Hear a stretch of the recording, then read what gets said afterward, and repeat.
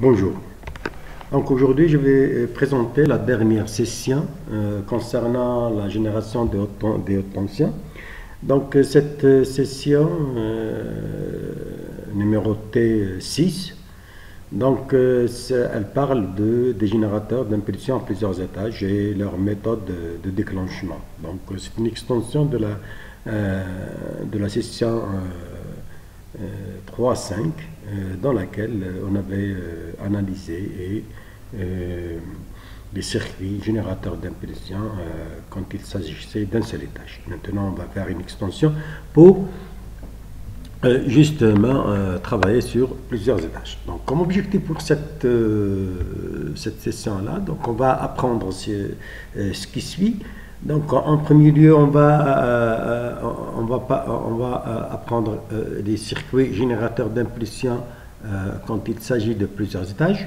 Et on va aussi parler des méthodes de déclenchement des générateurs d'impulsion, donc ce qu'on appelle le trigger. Donc, le trigger. Et bien sûr, on parlera aussi de la construction des dispositifs de déclenchement, comment ils sont construits et la manière avec laquelle on peut les réaliser. Commençons tout d'abord par les générateurs à plusieurs étages. Donc, généralement, pour obtenir une tension d'impulsion de plus en plus élevée, un circuit à un seul étage, il devient quand même impossible. Plusieurs raisons ont fait que l'utilisation d'un seul étage devient impraticable. Donc parmi ces raisons-là, parmi ces causes-là, si vous voulez, la première cause était la taille physique des éléments du circuit qui devenait très très grande. Donc cette taille, elle devient très très grande et là, ça va nous causer plusieurs problèmes dans la construction de ces éléments-là. Alors, vu que la tension des générateurs devient de plus en plus élevée, alors une plus haute tension continue encore sera requise. Pardon, je m'excuse, là j'ai effacé là. Donc ici vous avez donc on demande du générateur donc une tension continue de charge qui devient vraiment très très importante.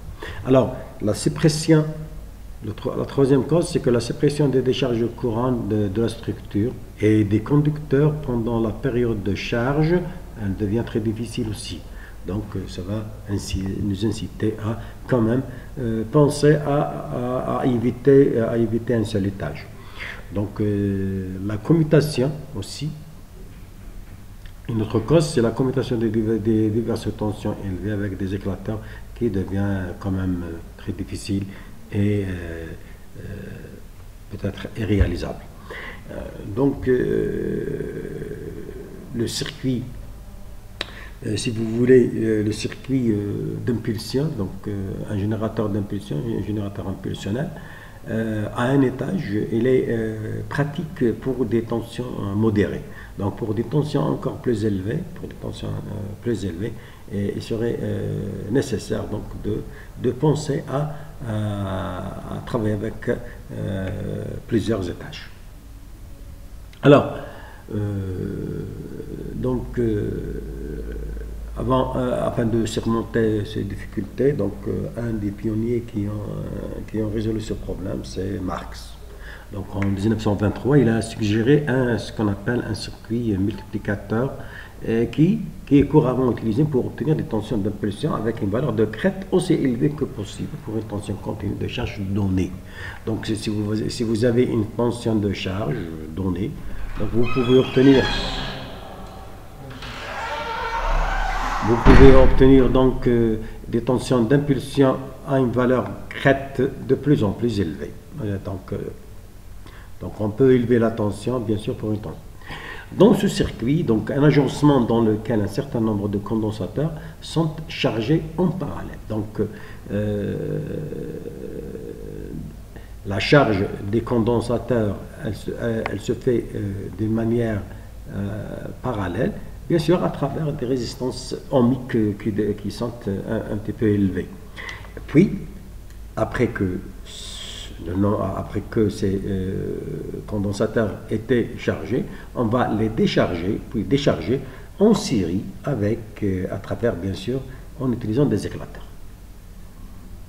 Donc, si vous prenez la figure qui vient, là, on vous montre à peu près deux figures. Là, c'est le schéma de base. Là, c'est le schéma de base, donc dans la figure 361. Donc là, ce sont les résistances de charge. Et ici, vous avez les éclateurs, G1, G2, G3, donc pour les différents étages. Donc ça, c'est le premier étage, là, c'est le second, et ça, c'est le troisième étage. Et tout à fait à droite, on vous donne un exemple de générateur réalisé par la compagnie Hafele. Donc, ici, vous avez pour ce générateur, nous avons 4 étages, puisque nous avons 4 condensateurs. Donc, le premier étage, le deuxième étage, le troisième étage et le quatrième étage. Ce sont les résistances de charge. Ici, ce sont les résistances, ça c'est R'1 et ça c'est R'2. Donc, ce qui est en rouge. Et là, dans la construction, vous voyez là que les résistances en différentes couleurs pour faciliter un peu l'identification des résistances. Donc, les condensateurs sont en bleu, ainsi de suite. Alors, les résistances de charge R'(C) sont toujours grandes par rapport aux résistances R'(1) et R'(2). Donc, généralement, les résistances R'(C), donc les résistances de charge, sont plus importantes que donc R'(C), elle est toujours plus grande que R'(1) et R'(2). Alors R'(2), donc elle est rendue aussi petite que nécessaire pour la queue d'Androkis. Donc R'(2), si on diminue R'(2), donc pour obtenir la queue qu'on veut, donc demander. Donc l'ajout de la résistance avant externe R seconde 1, donc là, si vous voulez cette résistance là, donc ici ce sont les résistances R'2, R'1, c'est les résistances, c'est là, c'est ce que vous voyez là. Donc cette résistance là qu'on avait rajoutée ici, donc c'est ce qu'on appelle la résistance externe, R seconde E, elle permet de quoi? Elle permet d'amortir les oscillations causées par l'inductance et la capacité des fils de connexion entre le générateur et la charge si ces fils sont lents. Donc cette résistance R seconde 2, donc elle n'est là que pour permettre un amortissement des oscillations. Donc on a remarqué qu'il y avait des amortissements si cette résistance n'existait pas, donc il y avait des oscillations qui sont causées bien sûr par le circuit LC, et ce sont des inductances et des capacités parasites causées par les fils de connexion entre les générateurs. Si ces fils bien sûr sont là, et la résistance R seconde 1 a été rajoutée justement pour surmonter ce problème, pour régler ce problème. Donc on peut facilement voir que ce circuit peut être réduit au circuit générateur d'impulsion à un étage représenté sur la figure 3.5b. Donc ce circuit, donc facilement on peut le réduire en utilisant le circuit que nous avons déjà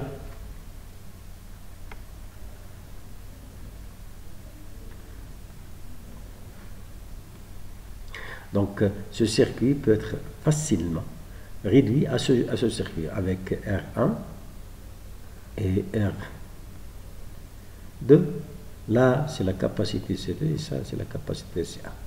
Bien sûr, là, on pourrait parler donc de la valeur de R1, que ce sera, c'est le nombre d'étages par R'2 plus 1.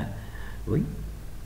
Non, c'est R'1, pardon, plus R seconde 1. Et R2, ce sera N R'2. La capacité, si vous voulez, C1, ce sera comment dirais-je, les C'(I). Donc, c'est N fois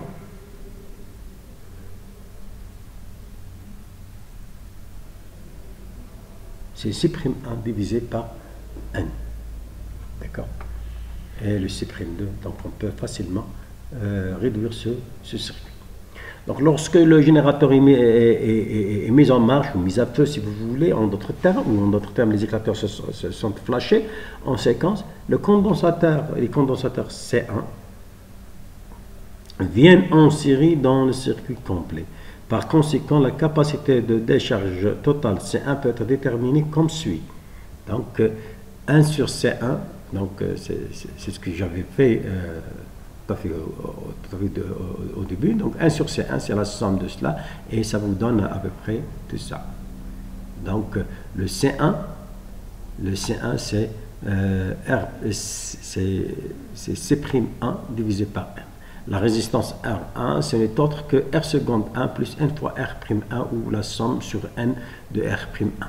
Et le R2 c'est la somme de R'2. Donc c'est ce qu'on avait fait tout à fait au début. Donc où N elle représente le nombre d'étages. Donc N ici c'est le nombre d'étages. Donc ici je peux l'écrire N'2 comme je l'avais écrit tout à l'heure. Et ici c'est R seconde 1 plus N R'1. Et ici c'est cette valeur-là. Donc, pour ce circuit, les résistances de front d'onde R'1 ne contribuent pas au processus de décharge des condensateurs principaux C'1. Le courant traversant R'2 ne traverse pas R'1 et ne réduit donc pas la tension de sortie initiale du GDA. Donc, les résistances R'1 n'ont pas un effet, ils ne contribuent pas au processus de décharge des condensateurs principaux. Donc, si vous reprenez un petit peu les R'1 là, ils ne participent pas à la décharge, du moment que la décharge se fait dans ce sens. Donc,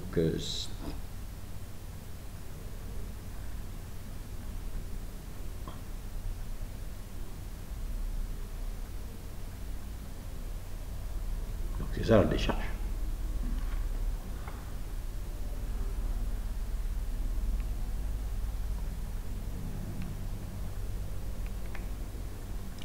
Alors, du moment que ce circuit a plusieurs étages est réduit à un seul étage, donc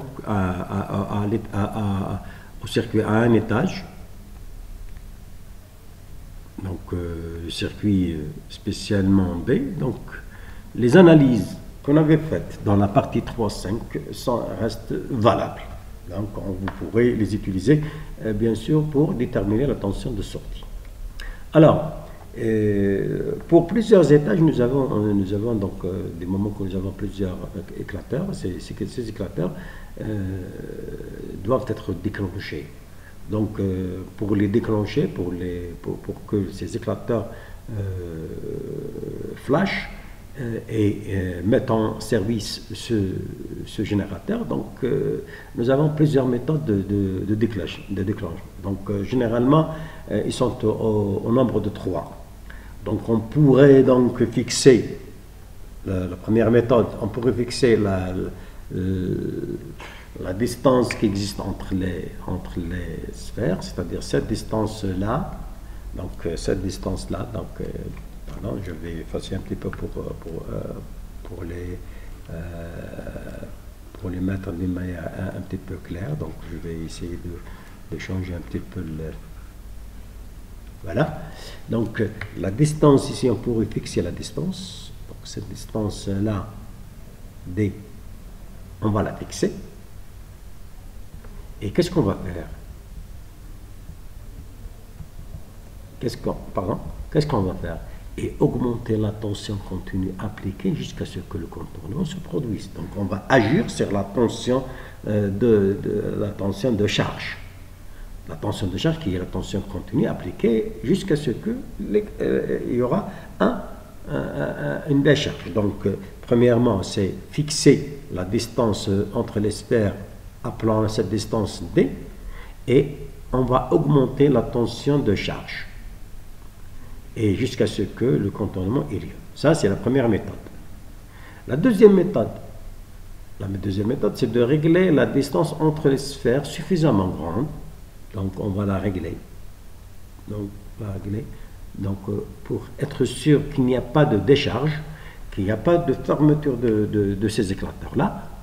Et puis, appliquer la tension désirée à travers elle. Donc ça, c'est la deuxième méthode. Donc, il faudrait régler la distance entre les sphères d'une manière à ce qu'il n'y ait pas de décharge au travers de ces éclateurs. Appliquer ensuite la tension voulue. Donc, on va appliquer la tension voulue, donc la tension demandée, puis par un mécanisme, si vous voulez, par un mécanisme quelconque, réduire la distance entre ces sphères jusqu'à ce que le contournement se produise. Donc ça, c'est une deuxième méthode. Donc la première méthode, c'était de fixer la distance, et on va essayer d'augmenter la tension jusqu'à ce que le contournement soit là.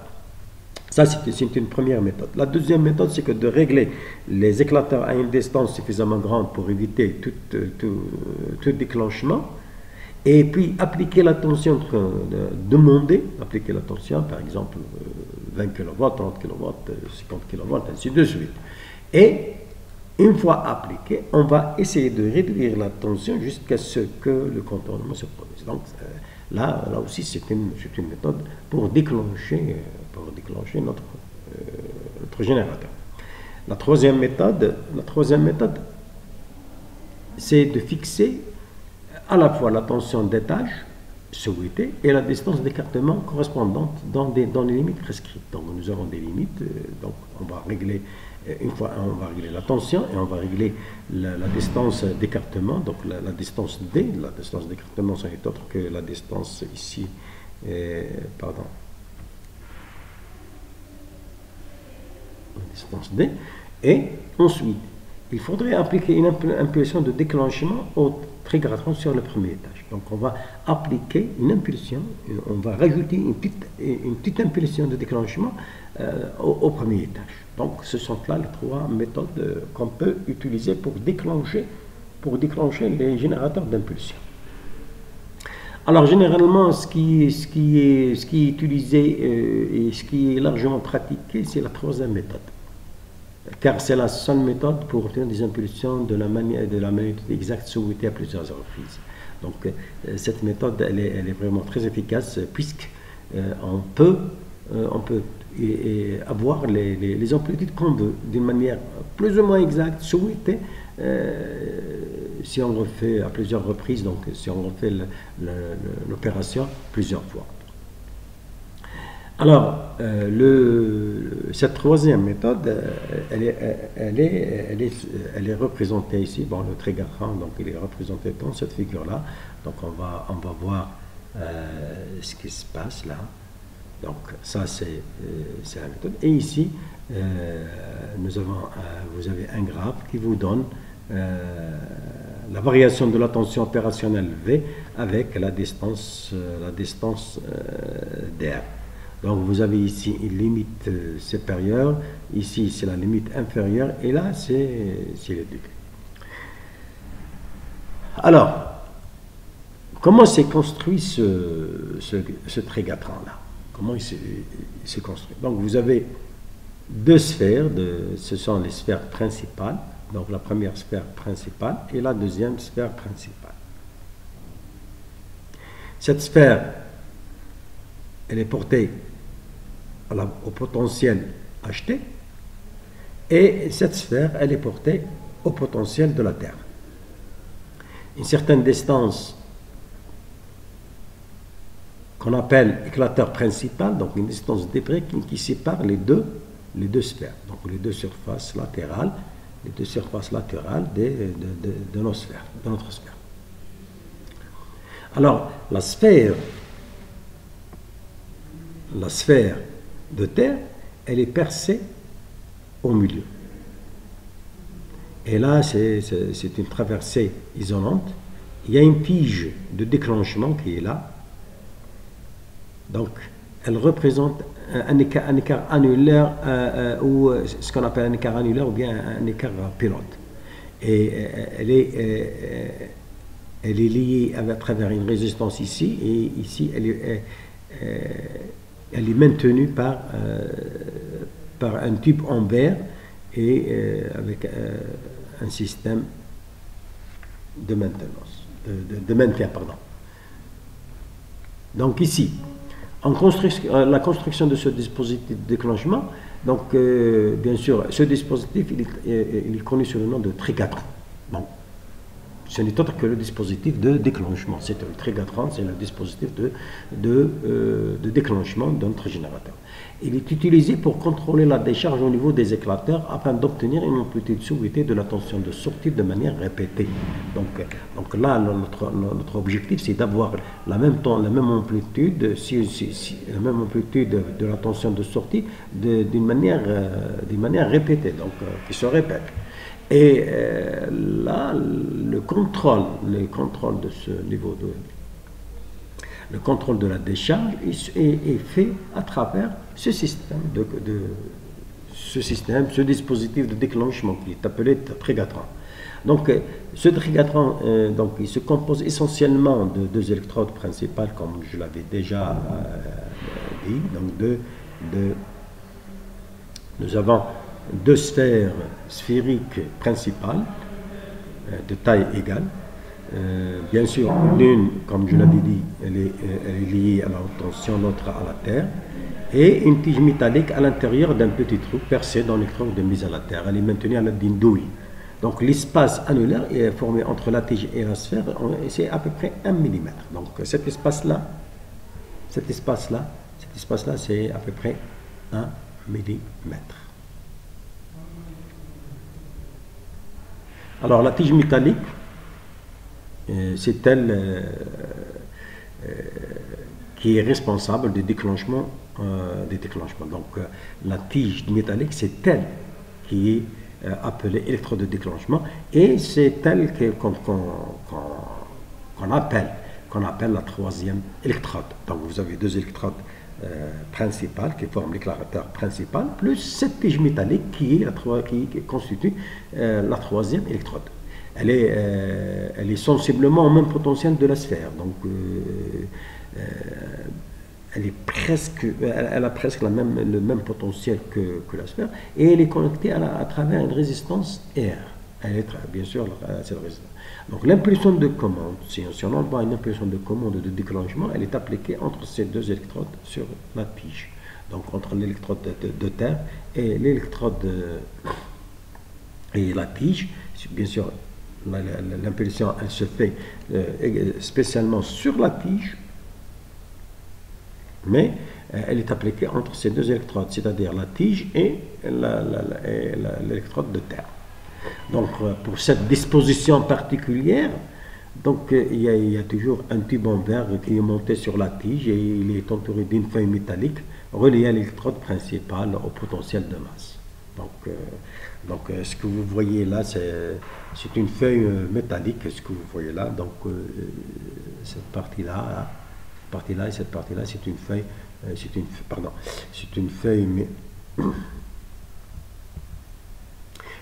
feuille métallique. Donc là, c'est une feuille métallique. Donc,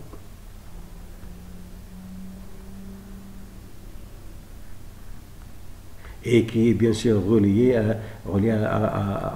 au potentiel de terre. Et ici, c'est le tube en verre. Ça, c'est le tube en verre. Il y a un tube en verre. D'accord? Donc, alors, la fonction de ce tube, c'est quoi? Ce tube, donc, il est là pour produire des couronnes ou des décharges de surface entre la tige la décharge de surface ou courant provoque une photoionisation dans notre père pilote lors de l'application d'une tension d'impulsion à la tige. Et c'est la même chose qu'on fait dans les générateurs d'ozone, si vous voulez. Nous avons un tube métallique et deux électrodes. Nous avons deux électrodes justement pour générer de l'ozone, pour générer l'effet courant. Et à partir de l'effet courant, nous avons de l'ozone. Donc ça, c'est une autre application. Mais ici, dans notre cas, le tube en verre, il est là que pour, bien sûr, assurer une décharge de surface autour de la tige. Donc, autour de la tige, puisque vous avez la tige, donc l'électrode inférieure, et puis le tube en verre, et vous avez un film métallique qui est relié à la masse, et lorsque vous alimentez la tige, qui est au même potentiel que la Terre, donc il y a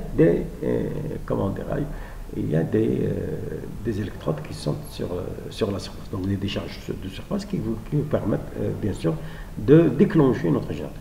Donc, en raison de la photoionisation, suffisamment d'électrons et d'initiation sont rendus disponibles dans l'espace annulaire. Donc, il y a là une production d'électrons qui sont dans l'espace annulaire,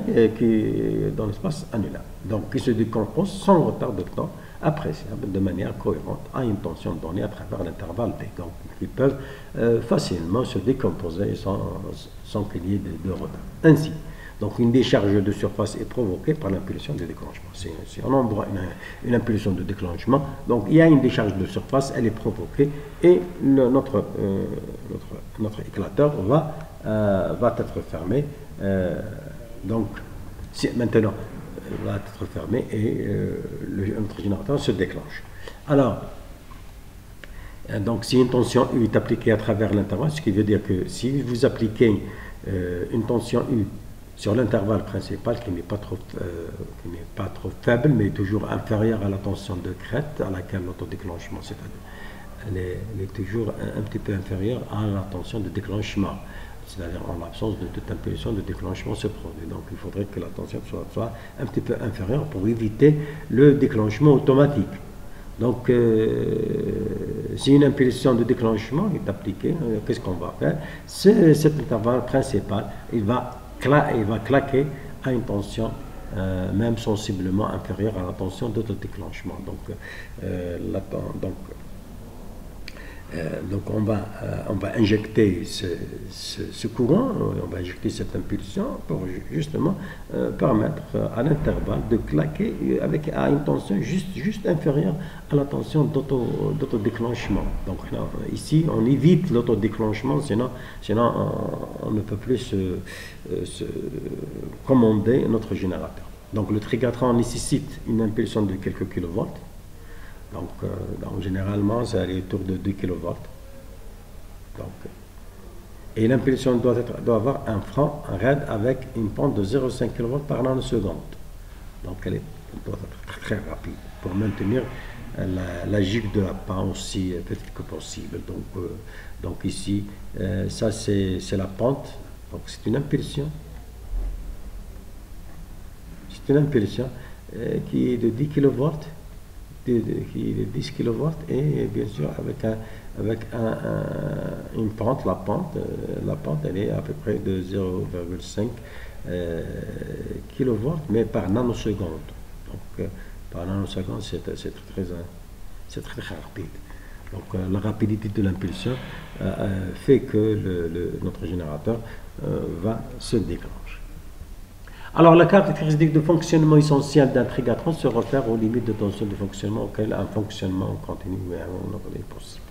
Donc, ces caractéristiques sont exposées dans la figure 3.6.8, bien sûr, où la tension de fonctionnement, les limites de tension à travers l'intervalle principal, sont représentées par une distance d'intervalle croissante. Donc ici, ce sont là les caractéristiques de la tension opérationnelle, donc en fonction de la distance D. Donc si on augmente la distance D, donc la tension va augmenter. Donc vous avez la limite supérieure et vous avez ici la limite inférieure. Et là, cette caractéristique en pointillé, c'est la limite, c'est le début. Donc là, on entend, c'est juste avant le claquage. Donc c'est le début de déclenchement. Donc cette figure-là, elle nous permet justement de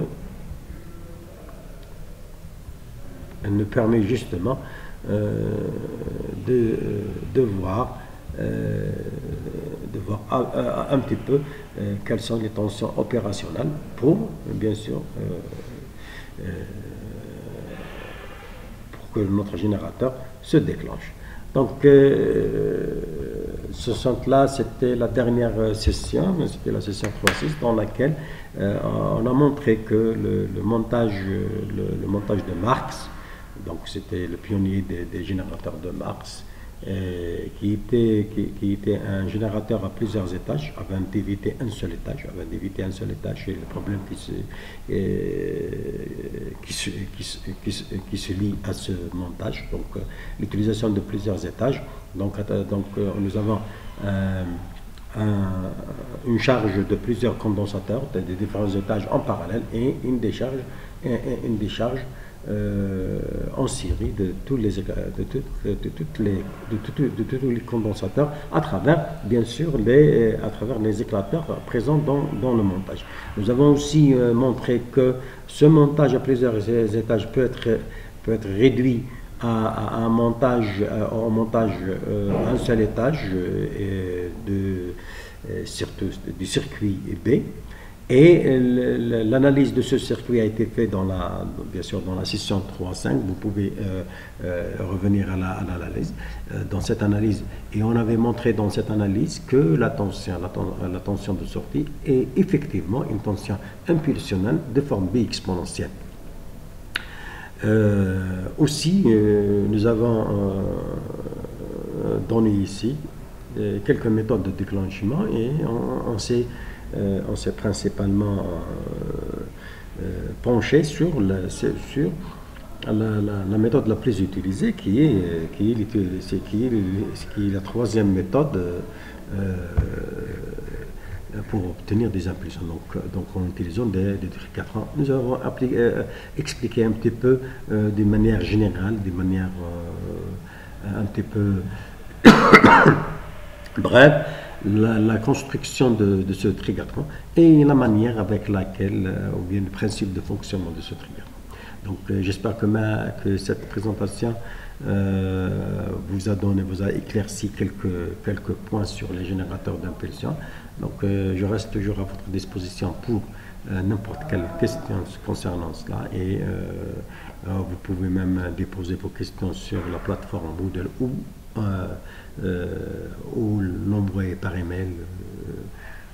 Je vous répondrai sur toute question qui peut venir à votre tête. Donc je vous conseille aussi de consulter la partie exercice dans la plateforme Moodle, donc dans laquelle j'ai essayé de donner quelques exercices, quelques applications de ces générateurs-là.